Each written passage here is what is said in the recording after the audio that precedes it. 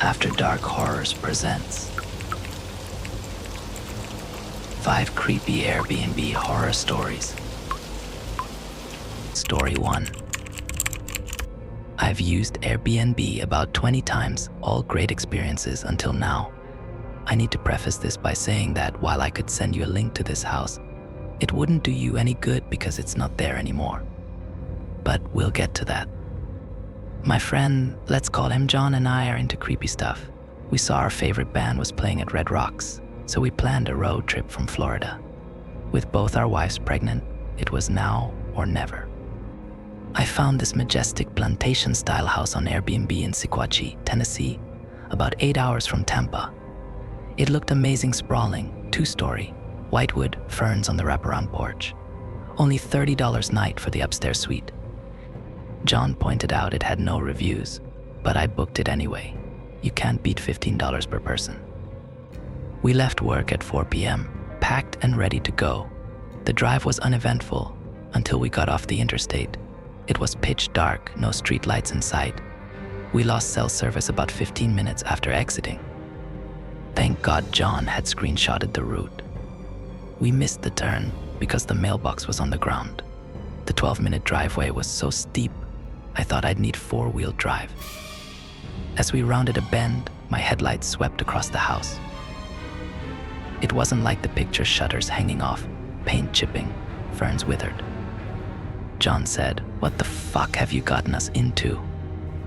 We parked by a massive willow tree. An old yellow bulb cast a sickly glow on the side door. My creep meter was at 6/10, not quite Motel 6 uncomfortable yet. I tried to lighten the mood. Home again, jiggity jig. We found the skeleton key under the mat and entered. The air inside was stale, thick with disuse. In the kitchen, we found a note in blue crayon, "Make yourself at home," in childish scrawl. John suddenly saw something moving in the woods outside. Now we were Motel 6 uncomfortable. We ran back to the car, only to find all 4 tires completely flat. That's when the screaming started. Mahatati. Ma company, Esia. An old woman in a white nightshirt was pacing by the woods, shouting. She disappeared into the trees, barefoot and without a flashlight. We realized we had no cell service and couldn't drive away. John suggested looking for a landline inside. I spotted an old pickup truck that might have keys. We searched the truck but found nothing. Debating whether to run or go back inside, we chose the latter, hoping to find a phone. The prospect of wandering for hours in the dark was too daunting. Back in the kitchen, we found no phone. We ventured down a long hallway into another room. Every wall was covered in thick, black writing, symbols I'd never seen before. Symbols I had seen before. My name. But one word stuck out, written on the floor, the ceiling, everywhere in that childish scrawl: Martin, Martin, Martin, Martin, Martin. We started screaming. Then we realized a third voice had joined us. The old woman's face was pressed against the window, black eyes darting, cackling, and screaming. "Martin is coming." She smashed her face through the glass, blood flowing, still screaming and laughing. "Martin is here," she shrieked, her face twisted in glee and agony. We ran. Through the kitchen, into the yard, down the drive, into the woods. We ran until we couldn't, then ran more. The adrenaline made time slow down, but my legs kept moving. I woke to John shaking me. The sun was up. A truck was coming. The driver, a kid about 17, gave us a ride. The clock on his dash said 7:12. When the police arrived, the house was on fire, already mostly burned down. They were visibly skeptical of our story. I can't blame them, really. They found nothing unusual at the scene, no bodies. They told us the house had been abandoned for as long as they could remember. We're mostly fine now, for the most part. I still don't know who the old lady was, or Martin for that matter. All that to say, be careful with Airbnb. Stick to places with a few decent reviews, they're probably safe. But who knows? Maybe you'll stumble upon your own creepy adventure. Just remember, Sometimes the scariest stories are the ones that happen when you least expect it. Story 2. I stood still for a moment, awestruck. The pictures didn't do it justice. A quaint home on a secluded island near Cape Cod, perfect for finishing my novel. As I approached the front door, ready to map out the rest of my book, I was startled by a greeting from inside. Hello. It was Garrett, the property owner. After exchanging pleasantries, he handed me a folded sheet of paper. This house has been in my family for generations. Follow every rule on this list. There are no exceptions. With that, Garrett left. I unfolded the paper, expecting typical stay requirements. Instead, I found a bizarre set of rules. 1. No lights on past 11:25 p.m. 2. Do not answer your phone. Callers cannot be trusted. 3. Only 2 people are permitted inside Hank Penston and Jessica Covenwood. Ask for last names. 4.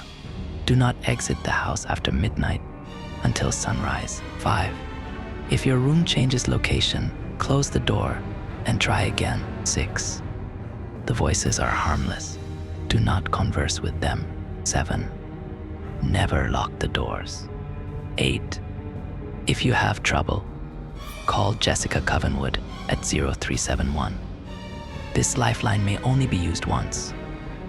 I brushed off the list as Garrett being eccentric and focused on my writing.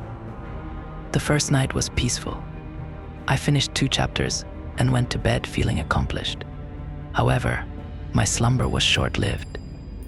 At 3:27 a.m., I was jolted awake by thunderous banging at the front door.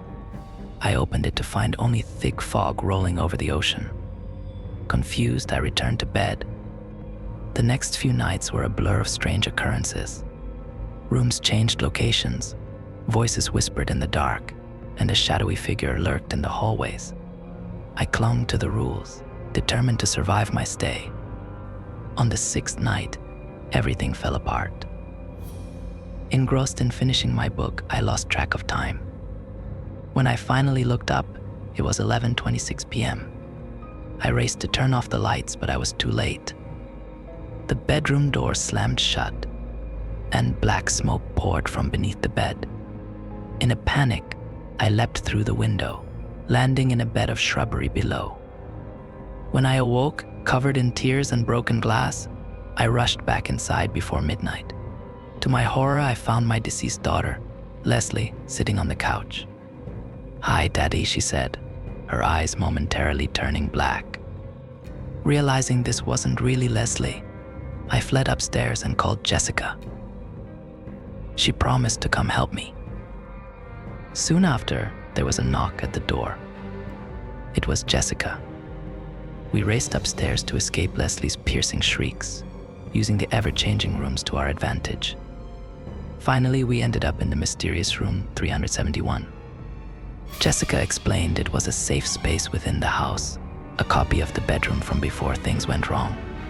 We spent the night talking, and in a moment of vulnerability, we made love. As I lay awake afterward, a voice whispered, "What you're feeling isn't real." She does this to every tenant. Suddenly, I remembered the rule about asking for last names. "Jessica, what's your last name?" I asked, terrified. Her face emptied of emotion, and she lunged at me with inhuman speed. I narrowly escaped, hiding under the bed as she circled like a predator. Just as I thought it was over, sunlight streamed through the window. Jessica writhed in pain, weakened by the dawn. In a desperate move, I grabbed her and pushed her through the window. Her form disintegrated, carried away by the wind. As my rental period came to a close, Garrett arrived to collect me. "Your ferry awaits," he said cheerfully. I asked him about the nature of the house. He replied cryptically, many words come to mind. Anomaly, portal, impossibility. I personally think it's a mirror, showing us ourselves in a way we never thought possible. As I prepared to leave a review, I noticed the checkout time, 12 p.m. My phone's display changed from 11:59 to 12. With horror, I realized I'd broken another rule by letting someone in before the rental period was over. I looked up to see Garrett standing directly in front of me, his facade slipping. In a panic, I dropped everything and ran to the dock. The real Garrett was on the ferry, motioning for me to hurry. As we pulled away, I turned back for one last look at the house. A silhouette stood at the window, waving goodbye. Story 3. To anyone wanting to start an Airbnb, I recommend getting background checks done. You have no idea who might be using your property for malicious activities, even if the customer uses Airbnbs all the time and is rated well. It might just be because they work hard at being a good customer, earning positive credits so renters won't suspect anything. It all started when an elderly gentleman requested the use of my cabin for the weekend. He'd been a member since the app start. Everything about his profile was sweet. A retired lawyer traveling the country, he mentioned liking woodworking. He'd build small things like birdhouses or knickknacks as a hobby. I told him it was fine so long as he cleaned up. He used the cabin maybe 10 times in 2 years. We only spoke a few, but he seemed nice. Always gone before I woke on checkout day. I'd know he'd left when his covered truck disappeared. I heard him use a power tool on his first day, but never again. He'd carry paint to and from the truck. Slept during the day, did hobbies at night, always leaving a generous review. It's beautiful, Lucy, and you don't ruin it with boating or swimming? It's perfect. I'll use my time here to paint what projects I already have done. The lake was special to me. Not big. Algae kept people from swimming, and I liked that. Untouched by human invasion, naturally vibrant. I'd stare for hours. I opened this small cabin as an Airbnb so everyone could enjoy it. It was business as usual until a girl staying alone told me she heard something strange. Like a camera shuttering. We checked every inch, found nothing. I offered a partial reimbursement. She left at 2 a.m. A week later, her name was in the newspaper, missing. Over the next year, tenants came and left, but missing persons cases grew. 13 people vanished from our area. I messaged other Airbnb renters, thinking someone might have seen something. No one had anything to report. The last guests were college kids. They were loud, but I didn't complain. The next morning, one boy emerged from the forest panicking. They couldn't find their friend Chelsea. We called the police. The cops arrived, searched everywhere, even the lake. When they asked for security footage, I told them, I don't have cameras. Our community wasn't like that. You're right, it wasn't. But it is now, the officer said. My cabin became unappealing. Other Airbnb owners started a chat, wondering if I was responsible.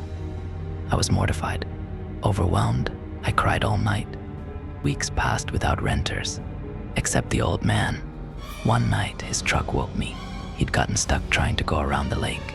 When I confronted him, he shouted, "Mind your own business, ya old bag, before I make you take a dunk in the lake." He peeled off, a large stitched bag flying from his truck. I told the police, but they focused on the missing people. Anxiety took over. I didn't feel safe anymore. I was about to call a realtor when I noticed the group chat had exploded. Someone else went missing at another Airbnb. The husband was murdered, the wife taken. But police found a camera hidden in a wooden bookend. Other owners started sharing similar stories about the old man. Someone posted a picture of a birdhouse with a hidden camera. I demanded everyone check their properties and bring anything suspicious to the police. An hour later, a crowd gathered at the station. Everyone had been bugged. Every single Airbnb in our small community had been visited by this man. Except, they found nothing at my place. The police informed us he was using a fake name. He'd listen in on girls he liked, note when they'd be alone, then take them. He got so confident he started showing up even when others were around. I took my cabin off Airbnb and tore it down. While dismantling, I found a hidden compartment between walls, large enough for a person.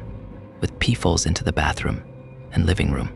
I had an officer document it and updated the group chat. Once the last board dropped, I moved the bench to the other side of the lake for a different view. I wasn't going to let this ruin my home. The lake's beauty would never be tarnished.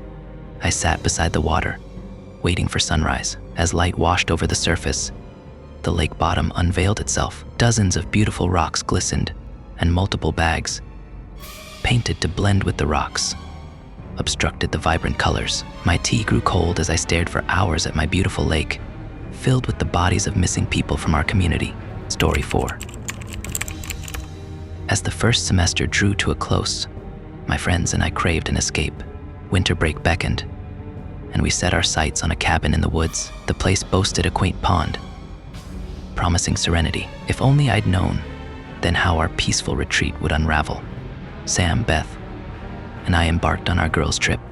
Giddy with post-finals relief, we made a pit stop for groceries. Our excitement building. The Airbnb seemed perfect, great reviews, and a discounted rate for us college students. How could we resist? Arriving at the hillside cabin, we expected to meet the owners. Instead, a young man in a navy coat greeted us. Odd, I thought, but shrugged it off. "I'm Max," he explained, flashing a smile that highlighted his striking green eyes and chiseled jawline. "My parents couldn't make it, so they sent me." I introduced myself as Adrian, and he handed over the keys without much fanfare. His hasty departure struck me as strange, but I dismissed my unease. For the next week, we reveled in our winter wonderland. We caught up on shows, wreaked havoc in the kitchen, and bonded. The hot tub on the back porch became our favorite spot, despite the chilly dash to reach it. One evening, as we lounged in the living room, I voiced my disbelief. "This is too good to be true. $500 for 2 weeks. That's unheard of." Sam shrugged. "Why overthink it? The place must have some quirk to be this cheap." Beth chimed in. "The reviews are great. What more could we ask for?" As Beth pulled cupcakes from the oven, Sam announced she was taking a bath. I seized the moment to check on Beth, knowing her struggle with a failed semester test. "Beth, you know a grade doesn't define you, right?" She deflected, suggesting we explore the woods instead. I agreed, partly out of curiosity about a nearby shack I'd spotted. We bundled up and set out, calling to Sam that we'd be back soon. The trek to the shack was tricky, but our curiosity propelled us forward. As we approached, a foul odor assaulted our senses. I creaked open the door, and the stench intensified. Inside, I glimpsed a table and immediately recoiled, fighting the urge to vomit. Suddenly, the crunch of footsteps in snow reached our ears. I looked up to see Beth's eyes wide with terror. Without thinking, I grabbed her arm and ran. Glancing back, I caught sight of Max. Now drenched in blood, we burst into the cabin, slamming the door behind us. "Sam," I screamed, pounding on the bathroom door. When it gave way, horror awaited us: a tub of diluted blood and crimson smears on the tiles. I turned to Beth, finding her crumpled on the floor in tears. With shaking hands, I dialed 911. "We found dismembered corpses in the Airbnb's shack, and our friend is missing," I blurted, my words tumbling out in a panic. "There's blood everywhere." The dispatcher tried to calm me as I rattled off our location. Those 10 minutes waiting for the police felt like an eternity. During questioning, I described Max's light brown hair, green eyes, and a prominent Roman nose. He said he was the owner's son. A week later, I huddled in my dorm room. Class is a distant concern. The detective's call still echoed in my mind. "We found the owner's dismembered bodies in the shack. As for your friend, I'm sorry, but the bloody water was actually acid. And the owners didn't have a son. We're trying to track him down." A knock at my door jolted me from my thoughts. As I heard the lock being picked, the detective's voice continued. "We believe he's skipped town." The door creaked open, spilling light into my dark room. There, framed in the doorway, I saw a pair of familiar, striking green eyes. Story 5. I feel compelled to give this place 0 out of 5 stars. This is by far the worst Airbnb my boyfriend and I have ever stayed at. Our room was on the 5th floor of a drab tenement on the outskirts of Pyongyang. The building looked like it hadn't seen maintenance since the late 80s. Inside, flickering hallway lights and an unexplained hospital smell greeted us. With no elevator, we dragged our luggage up the steep, narrow stairwell. The walls were lined with portraits of Kim Jong-un in various poses, performing dental work on enraptured Koreans. Our room barely contained enough space for a bed, desk, shelf, and old dresser. Oddly, it was vertically roomy, with the ceiling 2.5 stories overhead. The only light source was an exposed bulb in the corner of the roof, too bright to look at directly, but not bright enough to read by. The bed sheets looked, felt, and smelled like old cheesecloth. Of the 2 pillows, one was comically large, while the other was a flaccid empty sack. A black and white poster of executed Romanian leader Nicolae Ceausescu adorned the wall. On the shelf sat a jar filled with what looked like white pebbles. Upon closer inspection, we discovered they were adult teeth, complete with dried blood stains. The attached washroom was a study in contrast. The bathtub was a stained gray basin fit for washing hogs. The sink, however, was extravagant, boasting 10 varieties of imported toothpaste, silk dental floss, a premium electric toothbrush, a water pick, and mouthwash from the Loire Valley. At night, I heard the loud clanking of a hidden elevator adjacent to our room. It ascended and descended, dinging at each floor. Worse still were the muffled screams mixed with the high-pitched screech of a dentist's drill. The next morning, we checked around our room, but found no openings. Why hide an elevator from guests when it would save so much climbing? Downstairs, the complimentary breakfast was a letdown. The kitchen contained only cereal boxes featuring athletes from the 1984 Sarajevo Winter Olympics. The contents had turned to chalky powder smelling of burnt Teflon. The rest of the kitchen was equally disappointing. A padlocked fridge, a sink clogged with blood-soaked cotton gauze, and counters strewn with rusted pliers soaking in alcohol completed the unsettling scene. After a day out at the mass games, we returned to find our belongings rummaged through. Nothing was missing, but muddy footprints and a strong peppermint odor filled the room. X-rays of a human jawbone had been tacked to the wall. That night, my insomnia worsened as the elevator noise and screams from below grew louder. My boyfriend slept undisturbed beside me. Staring into the darkness, I saw a sliver of light escape from a secret panel behind the Ceausescu poster. It slowly swung open, revealing an old Korean man in a blue dentist's mask and gown. He carried a large dental drill fed by a power cable trailing into the wall. As he loomed over us, his labored breathing audible, he seemed poised to pounce. Suddenly, he examined our passports, appeared taken aback, and made an abrupt retreat. Grabbing the X-rays, he quietly withdrew behind the poster. I heard the elevator rattle its way down into the building's bowels. The next morning, we checked out and caught a flight to Paektu Mountain. During the flight, I discovered a new travel-sized toothbrush and floss in my bag. My boyfriend denied putting them there, and I can't explain their origin. I cannot recommend this Airbnb. The hidden horrors, the dental obsession, and the mysterious nighttime visitor have left me questioning the true nature of our stay in Pyongyang. Was it merely an unfortunate choice of accommodation, or did we narrowly escape becoming unwilling participants in some twisted dental experiment? The memory of those adult teeth in the jar and the sound of muffled screams will haunt me for years to come.